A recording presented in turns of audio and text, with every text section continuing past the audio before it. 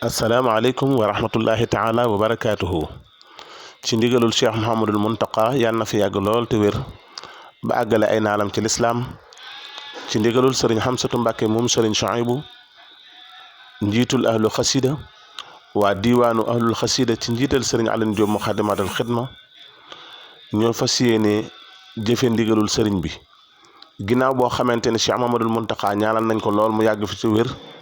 ñu fas yéene woo ahlu xasida yépp ci biir réew mi ak bitim réew fu waay mën a nekk ci àdduna bi tey durus xasida ñu fas yéene tàbbi ci ndigalul Serigne Touba Cheikh Mamadou Muntaqa durus xasida yii wakaana xaqan alayna nasmu min 313 xasida wa aleykum salaam wa rahmatullahi 313 xasida matlabu shifaa 313 xasida bi xaq wajhil karim 313 fas si sunu borom yàggal fi Cheikh Mamadou Muntaqa ak njabootu Serigne Touba gi waaye jële fi mbas mi ci àdduna bi yëpp képp koo xam ne nag lim yooyu jàng nga ko mën ngaa woote ci numéro yooyu nga xam ne ñooy affiché balaa la 14 avril bii nu nekk incha allahu taala ñu fas yéene fee dàqe mbas mi ci àdduna bépp